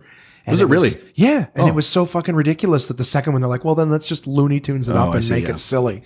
Because they tried to make it scary and it wasn't. I mean, when you have Howie Mandel as the main character. In the sequel? The first one. Howie Mandel was in the Gremlins? Gizmo is Howie Mandel. He did the voice of Gizmo. Does he really? Yeah. Oh my God. 30 years later, I'm finding this out. Yeah, it's Howie Mandel. Oh, amazing. I can hear it now. Like I can actually, that's like his Bobby voice or whatever, exactly. Right? Oh, funny. Exactly. He was Gizmo. Yep. Oh, good for Howie. Nice. I don't know if he did the purring that Gizmo did, but yeah. So there we go. A little sidestep into horror stuff. Have you seen any good horrors lately? What's the last good one I saw? Oh, what am I thinking of? No, the names are not popping into my head. No. You know what I liked is you had mentioned your little short film that Romero saw, which I want to plug again. It was Zombie Girlfriend. Can we find it anywhere? No. Fuck. Can you put it up? Nope. Okay. It stars my ex-wife, and I'm fair enough. Fucking done. Yeah. Done. I'll probably never watch that short film ever. You gotta do a remake, man. That's the trend I guess now. we You could, do a yeah, remake. yeah. You put the new girl in it. It's funny because Rob Zombie had a contest years ago. Like he said, submit your short film, and then we're going to select one of the short films to be made into a feature. I was like, that's a brilliant idea. Like, so then I submitted that short film. Of course, it went nowhere, but I would have liked to have seen that happen. Well, there's did you see Lights Out? Yes. Okay, that's the one that I wanted to reference. That was a short film. Yeah, there was. Okay, perfect. And I had a feeling that might be. I wanted to add it too because that reminded me of the whole, like, there's a little trend now where people are doing these little short films online and studios are seeing it going, well, what if we expand that idea? So believe it or not, the Lights Out was obviously a short version that became a full one. And did you know that the director of Lights Out is the one that just did this new Annabelle creation? He directed that. Jordan Peele was who directed. That was Get Out. Oh, Get Out. Oh, are you thinking of Get Out? Oh, yeah. Okay. What's Lights Out? Lights Out was like a horror where there was this thing that was in the light, but if you flick, or sorry, it was not visible in light, but you flick the light off and it's in the dark. So basically keep the lights on, you're safe, the lights go off, and this creature woman thing is there. Great. It was I saw the short film on YouTube. It was one of those things that, a few years ago, saw it in someone's news feed, and it was just someone who's going to bed. This woman, he's got actually 4 or 5 of them on the internet. If you like creepy little shit, this guy does a bunch of. I think I know what you're describing, where he turns in the off hallway, the light, and then there's something standing at the end of the hall, turns it back on, it's gone, turn it off. Yeah. So it's closer. and then it's closer. Yeah, she goes into a room and turns the light, and it's flickering. And she sees the light in the hallway turn off, and whatever. It was creepy. Yeah, you're getting creeped out. Yeah, I like that kind Lights of shit. Out, hey? It's called Lights Out, but they developed it into a full feature length movie. It came out a couple of years ago, and same premise. In fact, they had the same woman from the short version recreate almost the same scene in a warehouse instead of thing. Yeah, good movie. It's not changing the game on anything, but it was a good adaptation of these little YouTube video. And then that guy was the one who directed the new Annabelle creation. So he got his full length Lights Out and then directed Annabelle creation. Worked with what's his face, James Wan, on that. Right. So I like that whole universe that James Wan has created. The Conjuring, and he wrote Saw. The Warren. I didn't know he wrote Saw. He wrote and directed Saw, the first one. Did he really? Yeah, and same with Insidious. He will do like the first 2 of something, and then he moves on to something else. So interesting. Yeah, and it's kind of cool for movie fans is that Patrick Wilson was in Insidious, and then he was in The Conjuring as well. So it's kind of you see it when directors like someone that they bring them along to their other projects, whatever. But yeah, there's a ton of little YouTube videos that are like these little 5 to 10 minute horror flicks. If you Google it, and for any listeners too, I hope this is entertaining, but if you Google top 10 YouTube horror flicks or whatever, you can find these little just lists of, hey, check these out, and then they have the links in the thing, and you can watch them. Freaky as hell. Yeah. But just if you like that kind of thing, cool. but Get Out was great. Yeah, that was it was brilliant. It was. I think it's one of the most successful independent movies of all time, kind of thing now. Yeah. So it's Time Magazine put Jordan Peele as one of the top 100 most influential people in Hollywood now because of that. Yeah, absolutely. I think if Jordan Peele's listening to this, I think we should be best friends. I think we should. Me and Jordan Peele we'd be buddies. Oh yeah, He sounds like amazing dude. Yeah, funny dude, horror movie guy. I listened to a few of his interviews. I'm like, yeah, we're buddies. Me and get along. Peele, yeah. Another great thing about listening to like these long interviews, because that's one of the reasons I like to do these, is that like you see an interview on TV where it's like a 5-minute at most thing where it's just very quick. Hey, how was that? And what did you do to get ready for this? But it's always short and fleeting. You don't really get to know the person. So yeah, I think he's a stellar dude. I listened to his Nerdist interview. And that's the one I listened to too. Yeah. Did you? Yeah. And he was talking about how he was such a big fan of like Rosemary's Baby and Halloween, and how all these little things were, nods and homages to different things. So when Romero died, I was like, oh, I wonder if Jordan Peele ever got a chance to talk to Romero, like, because that clearly the Get Out was inspired by Night of the Living Dead, like that whole, Yeah. I would love to be a fly on the wall for those two talking about their movies together. Like that would have been a remarkable conversation. Absolutely. Even I heard this term when I was looking up James Wan. Have you ever heard of the Splat Pack? No. That's what they call the group of guys: James Wan, Eli Roth. Oh yeah. There's like a few of them who are all like notorious horror movie makers. Rob Zombie. I don't know if Rob Zombie's in it, but just this new age of guys who are doing all like these horror sort of gory movies. They call them the Splat Pack. Right. Just a thing. Eli Roth is now doing the remake or reboot, I guess, of Death Wish With have you seen that preview? With Death Wish, no. No. Death Note? No, Death Wish. Death Like Wish. the old Oh, the Charles Bronson movie from back in the day. I don't want to say Van Damme, but with yeah. Bruce Willis is going to relaunch the movie or whatever. Did you know that they are rebooting Tales from the Crypt? Oh my God, for real? Yeah, I'm gonna really deflate you though. Oh. M. Night Shyamalan. Oh, I like it. I like M. Night Okay, Shyamalan. okay. I think that's a perfect fit. Like he makes Twilight Zone episodes, like just out feature length Twilight Zone episodes. I feel like he makes Stephen King novels at feature length episodes, where it's like a great premise and a would great be a good story, combination and right then a there. huge disappointment at the end. Sometimes, yeah, you're right. King's getting better at his endings, that's for sure. I think he sold the rights to the shitty endings to Shyamalan because right around the same time they started changing. Well, so yeah, I'm excited for that. When Tales from the Are they Crypt going to comes have the back out- Crypt Keeper? Is it going to be like the whole thing? So they say. I Yeah. I saw it online very briefly. It wasn't like something that was advertised to me. It's something that I stumbled across. Mm-hmm. So I'm hoping it's real. I'm hoping it's legitimate. But they had 2017, 2018-ish time frame. Yeah, so I'm in. So maybe, yeah. I mean, me too. I think it's Showtime that's doing it. I could be wrong. Okay. But It's not CBC? yeah, No? CBC got No. the Yeah. rights for it. Yeah. Fucking CBC. That's funny. So yeah, I mean, just like I said, I like the idea. It's very cool that you've been all over television and movies. Any just to bookend that, is there any experiences from that or anything like? Obviously, Romero seeing your thing and writing a Yeah, part that for you, was- that's pretty fucking cool. I can't top that one, that's for sure. Yeah, my acting career is open. I think I've played a cop 13 times. Like that's what happens in Canadian film and television. Like they bring a production up to Toronto and they have, like all the major casting is done in LA or New York. And then all the supporting characters are all cast in Toronto. So it's like, oh, there's a movie being shot in Toronto. Great. There's 7 roles for actors with 3 lines each, So I think after the 13th time I played a cop, I told my management, I'm like, I got to be done with cops. Like Yeah. I played a street cop. I've played a detective, special investigations unit guy. And I was like, okay, so unless it's like a conservation officer, I gotta start thinking of other kind of cops that I can play. So Mall cop, you can do the mall cop, yeah, I guess. No, I played a security guard. I did you? that, yeah. Okay. Yeah, with Laura Vanderhoof. Do you know who that actress is? It sort of rings a bell. Yeah, but I'm just wondering she was if it's- on V, and she's. But I remember she was like 17 at the time, and just immediately I was like, oh my god, you're going to be a star. And she had a balaclava in the scene, like we had a fight. Oh, okay. And I told her, I'm like, wow, you're going to be a big TV star and a movie star, and I'm going to tell people that I worked with you, but they're not going to believe me because you got a balaclava on your face. Yeah. And then sure enough, like a year later, she was on the cover of Maxim. I'm like, oh my God. Okay. What was her name? Laura Vanderhoof. Vanderhoof. Maybe I do know who you're talking about. If I had a pen. It was on, Lost in what the was Ages. it?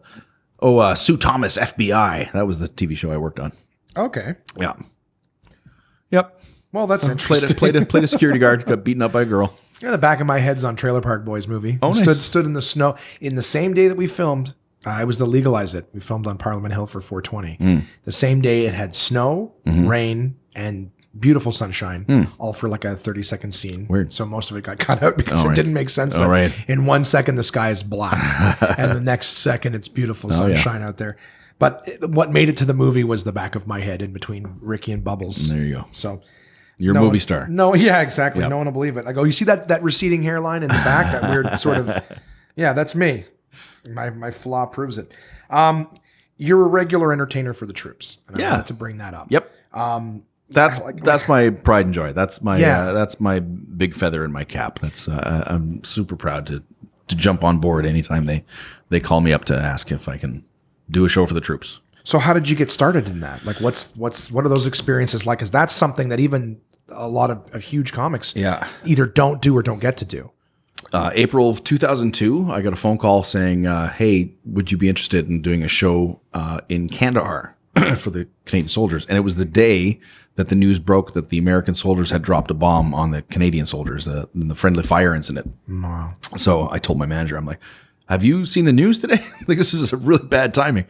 And I said, so what's the details? And they said, well, we don't really know. It's a 3-week commitment. You're going to be in and around Afghanistan. You got to keep it under your hat that you're going to be over there. You can't tell anybody, kind of thing. And immediately I was like, yes, of course. Yeah, I'm going. Why is that, if you don't mind me asking? I'm trying to put together why they wouldn't want you to tell anyone that you're going to be there. I think just for, like war secrets, like you don't want the enemy to know anything about intelligence, about what's going on or whatever. If they know that there's entertainers going to be in theater, then they people might, are less at their posts or something like that. or maybe they're more of a chance to demoralize if they hit us with a bomb or something. If they kill some entertainers, it would be disaster to the war effort. Like if there's some entertainers that I would send and want the enemy to know that they're going to be absolutely just let the Taliban know, hey, we're sending this guy out there. But I think I was, and I've exaggerated the story so many times, but I think I was the 5th comic to be asked to do that first tour, and the 4 guys turned it down in front of me. Really? Well, and I understand. I knew 2 of the guys that turned it down, and I understand why they turned it down, because they were married with kids, and so they were so it was I would never ask you to name names, but their reasons were for legitimate. Family. Absolutely. Okay. They were like, yeah, absolutely, can't go, because if they get killed, then their wife and children have no father and no income. So the same reasons people wouldn't join the military, right? And at the time, I was 27 years old and fearless, and let's do this. I'm gonna do this. Yeah. So that first opportunity was April of 2002. Flew over to Kandahar. Changed my life. Changed the way I look at the world. Changed the way I look at our soldiers and how they represent us overseas. Like, they're the best example of us. Like, they are. Really? Yeah, absolutely. Excellent. They are. Yeah. We are in good hands when we are represented overseas. That's awesome. They're good diplomats over there. They are. Yeah. I'm working on a one-man show currently called War Comic that I hope to have up on its feet for 2018. But just a collection of all these war stories of me, my 8 tours overseas and dozens of other little shows that I've done over time. But Kandahar, Kabul, the Persian Gulf. Any stories Qatar. that you want to share here? Not necessary if you're saving it for the hour, but is there anything? Well, what kind of there's a million stories, like funny ones and dark whatever, ones. Whatever you want to share. Anything that you would want people to hear about what's going on, whether it's funny or serious. Well, one that really changed the way a quick one. The last one I did in Kabul. We were driving out of the city in bomb-proof Land Rovers, and these kids were running along the side of the trucks, and kind of made me nervous. Like, what the fuck are these kids doing, right? But it looked like they were trying to flag us down, and I was like, what's going on with these kids? And they're like, oh, they're just waving at us. Like, the kids were waving, and as we drove past, we drove past a school that the Canadian soldiers had built for these kids. Oh. So anytime that they saw the Canadian flag, they would run and they wave to the soldiers. Just like a gratitude. It's just hey, it's the good guys kind of thing. Oh, wow. So it was just that moment of going from holy shit, these kids are going to fucking attack us, to, oh no, they're actually giving us thanks because, and then, oh, that's the school we built for them. Like, how the fuck did these stories not get out? Like, this is stuff that Canadians need to know. So when I got back to Canada, it was very important for me to tell these stories on stage and let people know that Canadian soldiers are kicking ass over there and representing us properly. Excellent. Yeah, that's great. And I'm looking for, what was the name of the one-man show?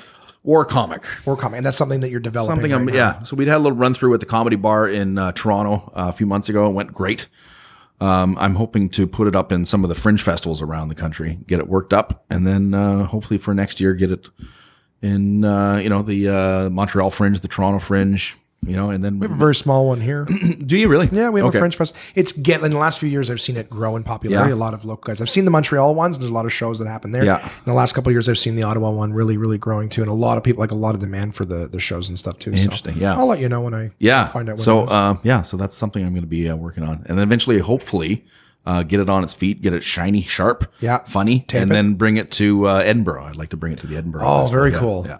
So very cool. So some long-term goals for the next year or so. Yeah. Nice. Yeah. Well, I like that. I'm looking forward to it too. Like I said, I wouldn't ask you to share all the stories just because you want to keep it. It's a one-man show, and that's how I discovered these stories, because I was kind of journaling them. Like, what am I going to do with these? I'm like, oh, it's not really stand-up. It's some of them are like darker and some of them are like, and just slice of life kind of thing. But it's hard to like, stand up is like set up punch, you need a laugh every 45 seconds. Otherwise it becomes a little, ranty. And so it's a little more of a one man show where it's, just storytelling. And well, especially if you're telling stories about, like you said, things that are particularly dark, at some points you need to release the tension as well too. Right. So it helps to have a little laugh point after some stuff. Stand-up comic audiences, they just want to laugh. Like, if you come to a theater show, you're going to be brought on a journey and there's going to be a story that you're going to be told. Yeah. So new muscle. Yeah, absolutely. Like I said, I mean, I'd love to hear it. I've heard of other comics who are going over there and stuff, and you hear good stories and things like that. I've heard of guys losing $15,000 going over there, just plugging away and not getting an audience over there. It's terrifying, but I'd like to kick. And you still go? Is it still a relatively to Edinburgh? You mean? No, I'm talking about going overseas to perform for the troops. Oh yeah, absolutely, yeah. So, I was like, they lose 15,000. I thought they were giving up the work to go entertain the troops. Oh well, that's true too. But no, I would talk about. I'm sorry, we're on a different wavelength. That's okay. There. I was still on Edinburgh. You were on military tours.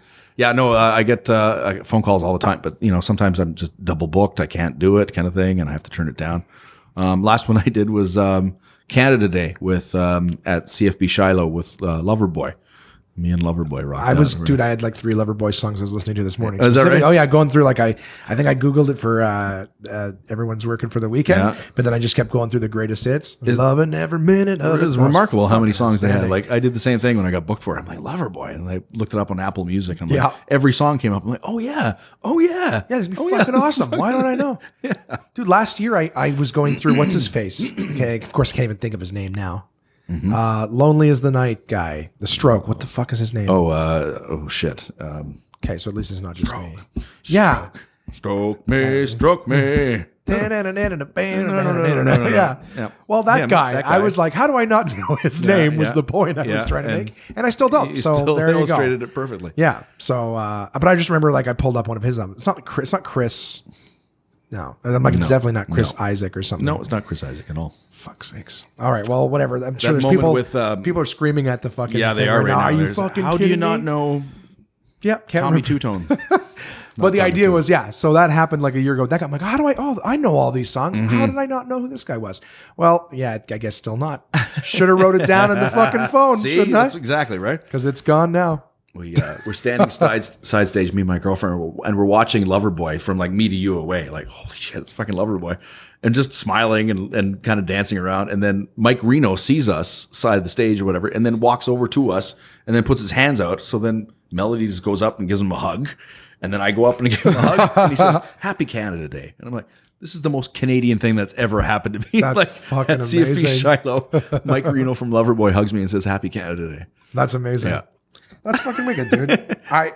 So we already, like one of the questions I had, but we sort of approached earlier is just your process, or we talked about your process. Do you have anything that you would say to, younger comedians or any younger creatives, anything that you would say, just keep this in mind, anything? It's okay if you don't. Oh, I do. We did talk about it a lot. I do. I always tell young comics, get into Canadian stand-up comedy for the right reasons. Like if you're in this to become famous, or if you're in this as a stepping stone to get into, acting, or if you have any other reason to get into stand-up besides the love of stand-up, then this isn't for you, kind of thing, because you're not going to get discovered. There's not going to be a moment where, you're going to be plucked out and you're going to be put into a sitcom. It's just not going to happen. Right. Get into stand-up because you love stand-up comedy. Like there's the art of stand-up is still amazing to me. Like 21 years in, I still get excited. Like I've got a new bit and I'm chomping it. I'm excited. Sometimes I'll throw it at the beginning of my set just to throw myself off balance, Yeah. So if I ever lose that kind of lust for stand-up, I think I would hang it up, because that's the only reason you do stand-up, is because for the love of it. Right. Right. If you're good at it and you can make a lot of money, like doing stand-up comedy, but you're going to be, it's like winning the lottery if you're, so it's still work as much as when you start. Work. It feels like a fraternity, like you were saying, the early days, just being at Spirits, hanging out with your brothers and it's so drinking much fun, beer. It's right? so much Do fun. it for a beer. Yeah, absolutely. But still, I'm still out there on a Tuesday night doing Vern's in Calgary, or the number of open mics where there's, like I said, there's 10 comics sitting around and 4 audience members, but Right. Now, is that something I can ask? Because that didn't occur to me before, but was there a particular reason that you moved from Ontario to Alberta? Yeah, I did a lot of TV writing. We had talked about, Right. writing for George and writing for Ron, and I wrote for a TV show called Still Standing for a while. And then when I was, transitioning, trying to figure out what I'm going to do or where I'm going to go. You're a tranny? Yeah, I'm a transsexual now. Yeah. My vagina is beautiful. Just had to bring it up there. Going back to that reference, guys. We're bringing it back. Pete and I are bringing it back. In a very loving, accepting sort of way. Got some letters out of it. Anything to get people to write in. I asked them. But I'm at a point in my comedy career where I can literally live anywhere because I'm on the road on the weekends anyway. So Calgary's always been a nice fit for me. I love the Calgary comedy scene. I love the city. The mountains are right there, So I thought, instead of going back to Toronto and then really just going back to square one and hustling for TV writing gigs and, move to Alberta where it's everything is literally 30% less expensive than downtown Toronto. Right. And I'll be honest, be a little bit more of a bigger fish in a smaller pond. Right. Well, it kind of reminds me of what you said about how just challenge. You're starting again, so why not challenge yourself, throw yourself off kilter a little bit, just something new, right? So that's next thing you know, cool. I've written half an hour of stuff about Alberta and being the new guy in Alberta and what's going on. So that's going to be my next one-man show that's going to happen after War Comic. So I've got plans for one-man shows up until 2020, I guess. Okay, that's until we get cool. rid of Trump. Yeah. Good luck with that. Good luck with that. That's a whole new fucking can of worms. Eh? So we had talked. So my next question was, what's next for you? We know what it is. We know it's the one man show. About Canadian forces. It's the one man show about Alberta. You had mentioned off the top of the show that you've got some things coming up. Can I just bug you for those again? For anyone? Yeah, I'm going to go to. So I'm the 4th guy of the Snowed In comedy tour. So this is for people in Western Canada. You know what this is? This is 4 guys. Started out 9 years ago. Dan Quinn was the lead guy who had an idea of just booking himself into ski resorts, just in exchange for some lift passes, and so he could. And then so he started to research it, and then other comics were like, "Well, I want to do this too." So then he said, "Okay, well, instead of doing the bar gigs, let's do theaters." So I think they did 6 shows in that first tour 9 years ago, and it was successful. Then the next year they said, well, let's do it again and let's expand on it. So I think they went from 6 shows to 10 shows. And then this past year, it was the 9th year of the Snowed In comedy tour. We did 52 shows in 3 provinces. Wow. So, and next year we're talking about, this year actually, we're going to start in Alaska and then go from Alaska, BC, Alberta, Saskatchewan, Manitoba, and end in Thunder Bay at the end of March. So it's going to be almost a 4-month tour. That's awesome. Yeah. Man. So that's, so it's going to be, the same 4 guys. So every year we have to have half an hour of new shiny comedy every year to do for that tour. So that's what keeps me going to the open mics and hitting. Right. So for that's a huge tour too. Yeah. That's great. So that's coming up in December through March. And then we're going to do our first kick at the can of touring Australia in October. So same tour. Same tour. Yeah. So it's going to be a scaled down version. It's just me and Dan going to go out and do a 2-man show. So we're hitting Perth, Adelaide. I don't know if you've got fans or listeners from Australia. I have 6 downloads in Australia. Is that right? Okay. Yeah. Well, for the 6 people that have downloaded from Australia, we're going to be snowedincomedytour.com. You can check out. We're going to play Adelaide, Perth, Newcastle, Gold Coast, didgeridoo, biggity bonkiting, and then Sydney. It could actually be a place. I'm laughing like it's me. Yeah, no, I just and of course I always ask: is there anything that you'd like to add that maybe we didn't touch on? Was there anything? I'm looking forward to the shows all week here in Ottawa. It's been a long time since I've done a club here. I think the last time I performed here was the National Arts Center with the Just for Laughs tour. So I remember that. Yeah, I remember that. So it's nice to be back in Ottawa, and we're taping this on Wednesday afternoon. So that's correct. Yeah, this will be available for on Friday morning. So you guys are listening to this on Friday, hopefully. Otherwise, you banked it for something to listen to on the Winter Week Monday and realized you missed your missed the opportunity show. to see Pete. Yeah. But we did the first show on a Tuesday last night, and it was I think sold out. Like, it didn't look like there was any seats in there at all. So it's remarkable. Did you enjoy the room? I did. Yeah. Except for that mirror in the back. I'm like, Jesus. Yeah, it's weird. It's like a strip club for us. The It fucking is. ego for us. yeah. We're like, I look good, right? Yeah. But Bite your lip. yeah. So where can people connect with you if they'd like to just sort of know what's going on with you? Do you Twitter at Zedlacher, Facebook.com/Pete Zedlacher. And then Zedlacher.com. Okay, perfect. Yeah. Is it easier for them to just go to your website? Is that where And then it's got typically- links to all the, whatever your favorite social media is, Twitter, Facebook, Instagram. Yeah. I've seen your stuff on is it Instagram that I'm seeing with the shots of you coming out on stage with people in the background? Yeah, who do that's the selfies and- so we did that on the Snowed In tour. I was doing a lot of those selfie. Yeah, they were cool. eh? They were very, very cool. In front just of to like see what was going 1,400 on. people. It's fun to do those. Yeah. No, I liked it. That's great. Yeah. Well, I really appreciate you taking the time to sit down and Josh, talk it with was me great. today. It was a Thank you good so much. podcast. Awesome. I'm looking forward to hearing the feedback and, of course, finally getting a chance to see you live this weekend. Thanks so much for sitting down with me, Pete. I appreciate it.